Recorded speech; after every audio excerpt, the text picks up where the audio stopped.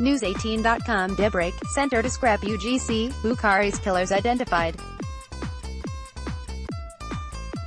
The perfect way to get you started and informed for the day ahead. In case you missed it, Kunti lockdown, a little-known tribal district 30 kilometers away from the Jharkhand's capital Ranchi, has become a flashpoint between the state's tribals and its police. Thousands of policemen and tribals have been locked in a standoff in Gagra village in Kunti district since Tuesday night.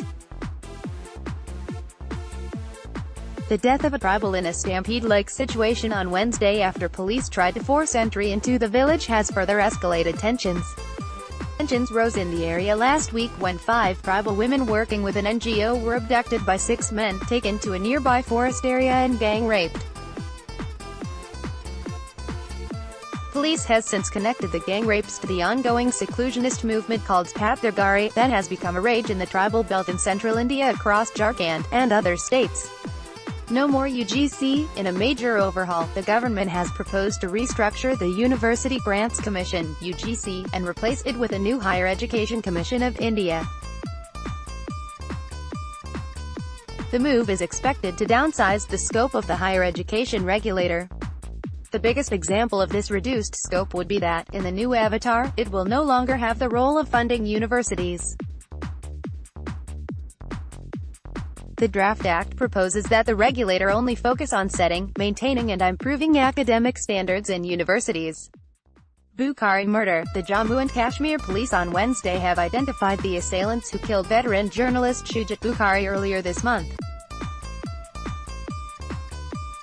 According to sources, 2 of the attackers are from South Kashmir and another is a Pakistani national, and that escaped terrorist Naveed Judd is one of the accused.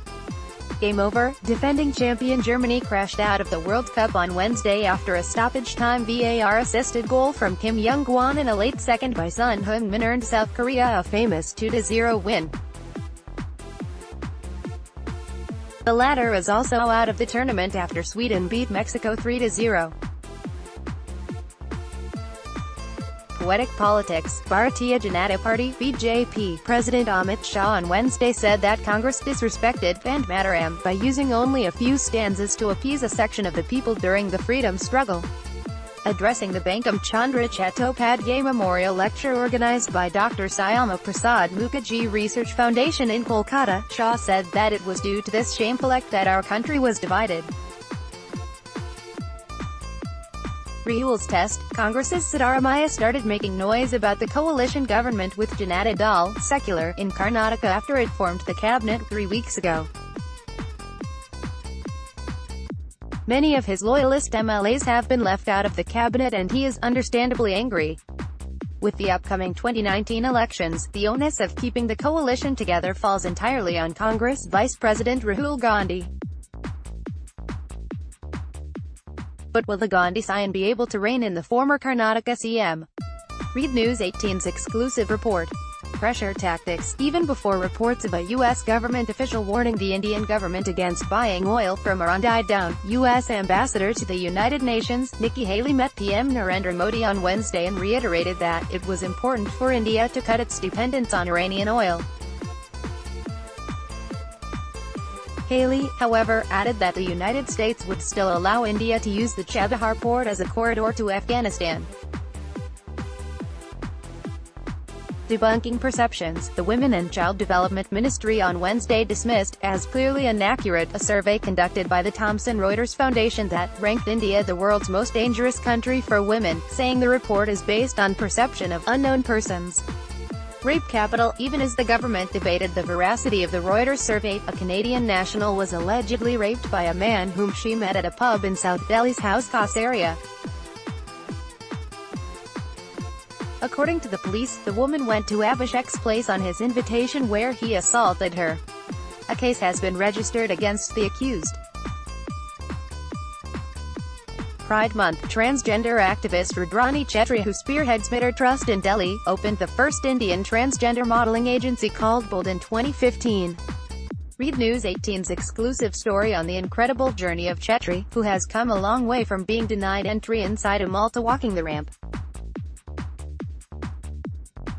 proactive measures, the Yogi Adityanath-led BJP government in Uttar Pradesh has decided to go for a rapid caste and economic census in a bid to provide welfare schemes to more people in the state ahead of 2019 elections. News 18 Impact: a woman, in her 30s, has been offered a job in the house under Pradhan Mantri AWA's Yojana after it was found that manual scavenging was continuing in Upspare Banki district despite a ban on the evil. The action comes after News 18 published a story on how the claims of Swachh Bharat were falling flat in Barabanki district of Uttar Pradesh, where manual scavenging was still being done even after being punishable by law. Agree or disagree, Congress President Rahul Gandhi appears to have suppressed his inner Ronaldo to emerge as a team player in the 2019 general elections. But can he summon his inner Messi in service of a grand coalition of opposition parties? Alas, his Mahagathbandhan teammates do not appear to see him as a striker, writes Bhavdeep Kong. Unreal. Nayog lost his father at 17. A father who believed travel broadens the mind. Hitchhiking across India to fight his thoughts, Mayog became a compulsive traveler and became the first Indian to win the Fjällräven Polar, an extreme Arctic expedition across the Scandinavian Arctic. While most of us are still rehashing our Goa photos and tagging them as wanderlust and travel goals, in this episode of Unusual People Common Problems meet Mayog, for whom traveling is as important as breathing. Get a fresh dose of the news that matters, delivered directly to your inbox, every morning.